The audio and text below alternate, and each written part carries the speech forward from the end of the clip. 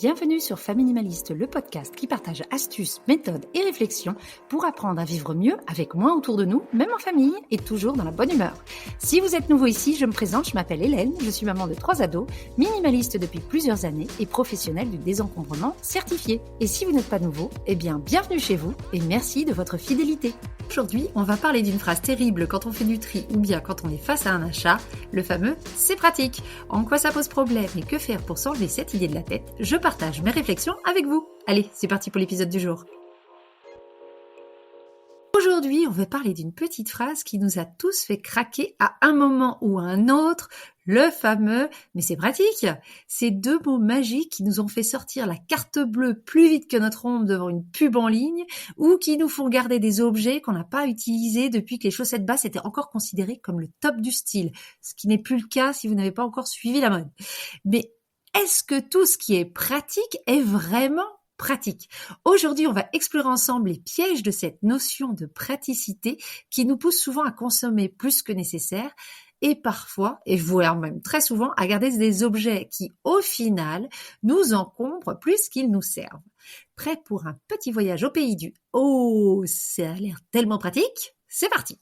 Commençons par une petite confession personnelle. J'ai succombé, comme beaucoup d'entre vous j'imagine, à l'attrait du c'est pratique, à la fois au moment d'acheter des choses, surtout si en plus je combinais le c'est pratique à et en plus c'est pas cher, mais aussi au moment de faire du tri quand il fallait décider s'il fallait garder quelque chose ou non. Par exemple, je me souviens avoir acheté des petites gourdes spéciales qui tenaient dans les lunchbox des enfants. Vous savez, les boîtes à pique-nique qu'on emmène à l'école quand on n'a pas de cantine. C'était le cas pour nous en Nouvelle-Zélande. Donc, il fallait bien que les enfants boivent. Et sur le papier, c'était l'idée du siècle. C'était pratique d'avoir des petites gouttes qui rentrent des petites gourdes qui rentrent dans la boîte. Sauf qu'en réalité, prenez de la place pour rien dans cette boîte. On pouvait pas mettre plus à manger dedans. Les enfants, ils les rangeaient pas à leur place. Elles devenaient crades parce qu'ils les mettaient au mauvais endroit et restaient à côté des restes de sandwich. Et de toute façon, elles étaient beaucoup trop petites pour tenir une journée entière. Donc, résultat, elles ont fini au fond d'un placard pendant des années, mais j'osais pas les donner parce que ces petites gourdes, je me disais que c'était toujours pratique à avoir. Oui, pour des fois où on est un peu soif, je sais pas ce que je me disais dans ma tête.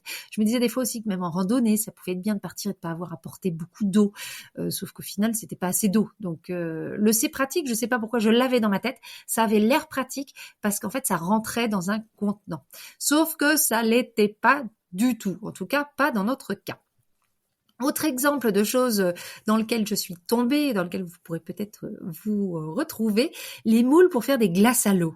Alors l'idée, elle est géniale. Faire notre propre glace, c'est économique, on met pas trop de produits chimiques, tout ça. Sauf qu'en fait, on les préparait jamais assez à l'avance. Du coup, quand on a envie de glace, on finissait par en acheter. Et les moules qui prenaient quand même pas mal de place, parce que c'est des trucs en silicone, parce que c'était plus pratique en silicone, hein. Ces moules, ils ont squatté le bac à glaçons ou un de mes tiroirs pendant des années. Ces exemples-là illustrent parfaitement comment le « c'est pratique » peut nous pousser à une consommation parfois excessive et souvent inutile. On achète des solutions à des problèmes qui n'en sont pas vraiment. La mini-gourde ou les moules à glace n'ont clairement rien résolu dans ma vie. C'était des solutions presque à des problèmes inexistants. Le problème de j'ai chaud, j'ai pas de glace à l'eau dans le frigo, c'est pas vraiment un problème quand on y pense. Et au passage, on gaspille des ressources naturelles pour fabriquer ces objets qui finissent par nous encombrer. Je pense que c'est le truc qui me fout en l'air le plus ces dernières années. Quand je vois des objets, des gadgets, il y en a plein Instagram, sur le thème de c'est pratique. Parce que quelque chose est pratique, on le produit. Or, c'est souvent des choses en plastique, des choses qui polluent, des choses qu'il faut être transportées. Tout ça dans l'idée du pratique, pour moi, mais le pratique va tuer notre planète. Il n'y a pas grand-chose que je supporte moins maintenant d'entendre le « c'est pratique ». Je pense que c'est encore pire que le « au cas où ». Mais alors, pourquoi on tombe dans ce piège de « c'est pratique » ? Le marketing, ça y est pour beaucoup, c'est sûr, j'en parle à longueur de podcast. On nous vend du rêve et surtout du temps de gagner dans notre quotidien.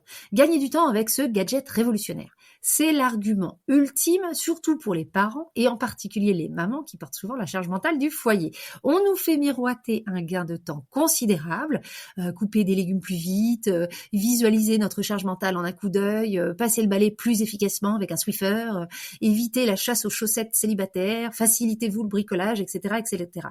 Sur le papier, forcément, c'est alléchant dans une société où on a l'impression de courir après le temps tout le temps. Mais en réalité, la machine à éplucher les légumes est plus difficile à laver et à ranger qu'un simple économe. On oublie d'acheter les recharges du Swiffer et on finit par ressortir le bon vieux balai. Et enfin, les sacs à chaussettes ou autres solutions miracles, au lieu de courir après les chaussettes après le lavage, on court après avant pour les mettre dans le super gadget super pratique. Pas sûr qu'on y gagne au change. Avant de savoir si un objet est vraiment pratique, il faudrait donc se poser la question du problème que l'objet est censé résoudre. Voir si c'est vraiment un problème et voir si déjà on peut éliminer le problème autrement. Comme par exemple acheter que des chaussettes de même couleur pour éviter les célibataires. Et si on ne peut pas éliminer le problème autrement, on peut se poser la question de si la solution proposée par cet objet super pratique ne crée pas d'autres soucis, notamment de stockage, de nettoyage, de rangement. Parlons maintenant de ces objets qu'on garde, pas qu'on achète, mais qu'on garde parce que c'est pratique, mais qui en réalité nous encombrent plus qu'ils ne nous servent. J'ai un exemple personnel parfait, mon Thermomix, enfin mon ancien Thermomix. Je l'ai énormément utilisé les 8 ou 9 premières années. C'était pour le cas vraiment très pratique parce que j'étais souvent seule avec 3 bébés à l'époque. Mon mari était souvent en déplacement, donc je pouvais mettre tout un repas en route facilement. Ça allait pas cramer, les recettes étaient plutôt saines, et pendant ce temps-là, je pouvais donner les bains, lire les histoires, tout ça, enfin faire tout ce qu'on a à faire dans le tunnel du soir, là, que vous connaissez bien si vous avez des enfants, tout cuisait sans cramer. Mais avec le temps, le bol est devenu trop petit pour notre famille grandissante, et je l'ai gardé beaucoup plus longtemps que nécessaire sur mon plan de travail. Parce que oui, au bout d'un moment, le bol, il a la taille qu'il a, et quand vous avez 3 ogres à la maison, ça marche plus, ça rentre plus, on est obligé de faire 2 tours. Au final, il servait plus qu'à faire la pâte à pizza, voire de la mayo, et encore, ça allait aussi vite à la main et c'était beaucoup moins de vaisselle. Alors, pourquoi je l'ai gardé aussi longtemps ? Déjà parce qu'il avait coûté cher, ensuite parce que j'avais fait la flemme de le mettre en vente, et surtout parce que je me répétais c'est pratique dans ma tête. En fait, ça avait été pratique, mais ça l'était plus. Je devais faire ces 2 tournées pour préparer un repas. Pratique un jour ne veut pas dire pratique toujours. C'est un piège dans lequel on tombe facilement. On garde des objets par habitude, par sentiment de culpabilité lié à leur coût, ou simplement parce qu'on n'a pas pris le temps de réévaluer leur utilité. Et pendant ce temps, ils prennent de la place, ils nous obligent à réorganiser nos placards, bref, ils nous encombrent et ils ne sont plus aussi utiles. Alors, comment résister à l'appel du « c'est pratique » ? Voici quelques conseils. Comme je viens de vous dire, je le répète, identifier le vrai problème. Quel est le problème que cet objet est censé résoudre ? Est-ce vraiment un problème important et fréquent ? Deuxième question à se poser, évaluez votre solution actuelle. Comment faites-vous sans cet objet ? Est-ce vraiment si compliqué ? Parce que si vous allez dans un magasin et que vous tombez sur quelque chose et que vous vous dites c'est pratique, oui très bien c'est pratique, mais pour l'instant, vous faites ça dans l'idée. On fait ça dans l'idée quand on tombe sur un truc. Et est-ce que vraiment ça pose un problème énorme ? Est-ce qu'on a envie de se créer une dépendance ? Parce que pour l'instant, c'est compliqué d'être dépendant d'un objet qu'on n'a pas chez nous. Donc, est-ce qu'on a vraiment envie de se créer cette dépendance ? Donc, on évalue sa situation actuelle et on voit vraiment si on peut faire ça.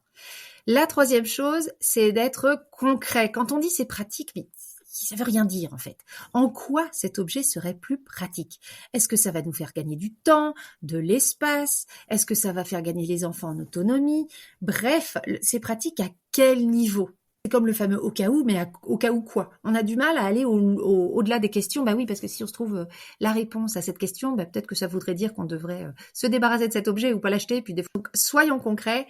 En quoi cet objet serait plus pratique que ce qu'on a d'habitude. Ensuite, pensons à l'utilisation par tous. Oui, c'est plus pratique, mais plus pratique pour qui ? Est-ce que tout le monde à la maison saurait utiliser cet objet ?